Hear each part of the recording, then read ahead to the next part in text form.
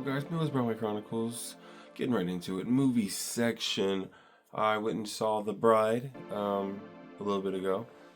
Jesse Buckley, Christian Bale, Julianne Hough, Jake Gyllenhaal, Peter Sarsgaard, Penelope Cruz, and the list goes on. Annette Bening. I liked it. It was a very satirical comedy / dark humor / horror movie / suspenseful drama, grotesquerie kind of thing. It was very weird. A lot of shit happened all over the place, honestly. I mean, you get the premise. It's about Frankenstein's bride, Frankenstein missing the love that everybody else shares in this life, hopefully. Not always, but hopefully trying to experience that feeling, that love, that enjoyment of a person, and just having somebody truly be yours. So we basically just watch Frankenstein plead with a renowned doctor who has done revigoration, if you would, is how they say it in the 1930s. Revigoration methods on cats, and undocumented on cats, but on mice and on other things. And he wanted her to do that same thing to a body, and just a body that they found, nothing special, just hoping that wherever they got the body, it would be a perfect fit for what Frankenstein needed. Enter Jesse Buckley's character, Ida, who is immediately the polarizing character to steal the show. I would say I'm more impressed with Jesse Buckley because of her range in a movie like this, where she could have stayed in one kind of space, but she definitely flexes her muscle, shows everybody kind of why she's going to be one of those ones. I think she's going to be in a lot of shit in the next few years. She's kind of got that usurped kind of moment where she can walk in and just stay, because with Hamnet, that I haven't seen yet, that I definitely know I'm going to watch, and other things she's been doing lately, I think she's definitely putting herself on the forefront. So I'm excited to see where she goes. But in this movie, she definitely stole the show. It was called The Bride, so you think about it like it's supposed to be about her, but the movie was anything but about what she went through. It was more about everything around her, like the walls closing in, everything that she can't control is starting to unravel. Her almost being unsure of who she is, where she's from, what is her purpose, why is she here, kind of moments that constantly move her in several directions. A lot of our main characters, I just feel like they didn't really have a true purpose in this movie. They weren't, I don't know, they weren't goal-oriented or trying to find a solution to me. They more were reactive and not proactive. So it made the movie feel like they had a lot of free reign. I really watched the movie and thought to myself, they're a known commodity in this movie. We know what the bride and what Frankenstein, Frank, if you would, we know what they do, what they bring to a conversation. And the way they move in this movie, you think to yourself, wow, you guys are getting away with everything. And I didn't think you guys would have that kind of time to do those kind of things. But in this movie, you kind of see the liberation of a woman, too. And I say woman as in a singular, but plural, as the general consensus of women in this era, kind of respecting what Jesse Buckley's bride does, with revolting, with standing up against the man, with calling out corruption and horrible people who are doing even worse things.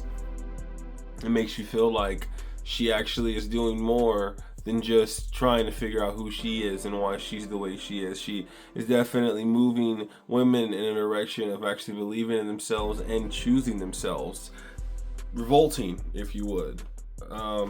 Making sure they know that it's something that you don't play with. Being their hearts, being their well-being, and using them. And it was a really cool moment. Christian Bale did amazing as Frankenstein. I love him through everything he's done. He's such a great actor, and he sincerely played a really wonderful Frankenstein. Word up to Jacob Elordi with his Frankenstein movie that came out on Netflix. Christian Bale did amazing as Frankenstein as well. Captured the sadness and the heartbreak of being a monster who has been alive for centuries. And when he told our doctor at the beginning of the movie that he had been alive since 1819, she was like, that means you'd be 100 years old. And he was like, 100, yeah, that's pretty accurate.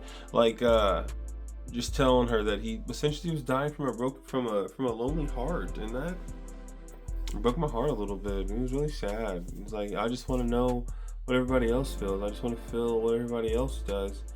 I don't want to constantly wonder what it is to be with someone. I want to be a part of something bigger than myself. I'd like to, like he said, I'd like to fuck. I'd like to just love somebody, just have somebody be next to me. He just yearned for a partner, and it was so sad to understand that he wasn't made to have one.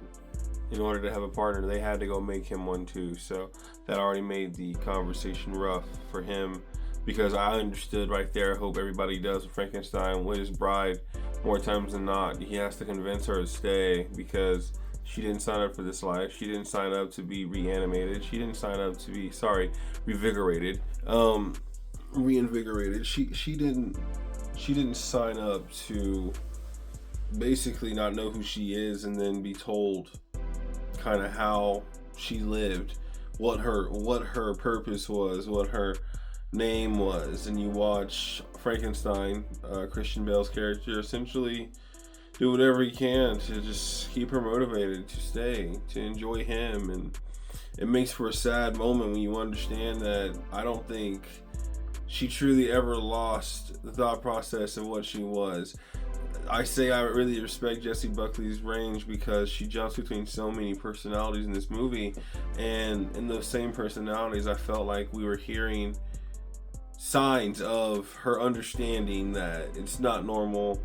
Some shit is different. She can still remember parts of what her life used to be, and faces help her remember. Like they always talk about with amnesia and stuff, faces make it easier to remember things and try to find a way to come back and snap back. And so it really made the end of the movie muddier too. But I mean, if anybody knows the lore like I do, you understand Frankenstein and his bride, they don't get to go off into the sunset and live happily ever after. They definitely are gonna meet an ill fate, because it's Bonnie and Clyde type shit. I would say Frankenstein, after the club scene, definitely flexes his muscle. Breaking a man's fucking face with the curb is really impressive every time. There's a really corrupt feeling in this movie about men just taking whatever they want. Granted, there was a scene that I thought was so crazy that had our bride dancing wild in the middle of a club with men who were just horny and just really wanted any kind of sexual tension to be released. And into her, Frankenstein pulls her out, but then that's when they get hit on the alleyway, and then them getting frisked towards the end of the movie literally has a police officer just trying to give her fake stories while he's frisking her and trying to do whatever he wants, which was uncomfortable. Which was a big point that the bride brought up, was that too much oppression, too much doing whatever you ask and saying yes, and feeling like I have to dictate however I move because of how you want me to, kind of things. Which again, the hardest thing I have with watching this kind of movies is knowing that I've never been a man to subjugate women to being demeaned or less than, or having to beg for something they don't want, or forcing them to smile in a horrible moment. Like, all this shit makes me uncomfortable. But I get what the movie's trying to show, that her bride was a symbol for women to understand that if you want your control, take it back. I know how dangerous it is, but at the same time as saying that, she gave them power and they deserved it. Her former love interest, Peter Sarsgaard's character, the detective, he was really cool, even though he kind of didn't have a true point. Penelope Cruz was a way better detective. She was really smart, really good hunches. I loved her character.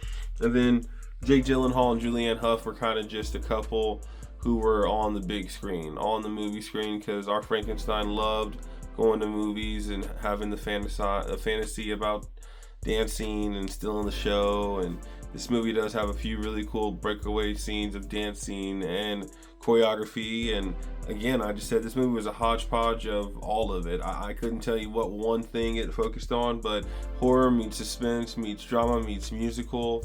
Yeah, like rom-com. Like, I liked it though. I don't think it's going to be for everybody. I think just like with Sinners, there's a lot of dialogue to get you to where you want to go. There are some really gruesome parts, some really aggressive parts, and you understand.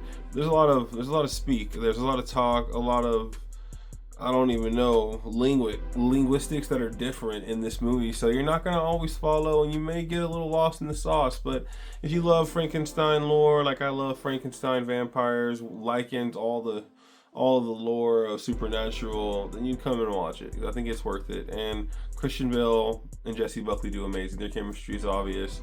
I really enjoyed the movie. I'd give it probably a 7.5 out of 10. And yeah, I'll definitely watch it with my wife when it comes on demand. I think she'll definitely like it on any of these streaming sites it comes to. So yeah, The Bride came out today in theaters. Go see it this weekend if you guys have time. I think you guys will like it. I think it was a really cool love story. But again, it's going to have a slow burn. It's 2 hours plus. It's going to have a little bit of time to kind of get you like really into it and really enjoying it. So just give it some time, bear with it, and it might be really good to actually enjoy. So you guys go see it. Tell me what you think. All right, guys, this is the Midwest Brown Boy Chronicles. I am your Midwest Brown Boy, Jalen Brownford. Thank you so much for watching any of my videos. Like and subscribe. You guys have a good week. I'll talk to you guys next week. Peace and love always.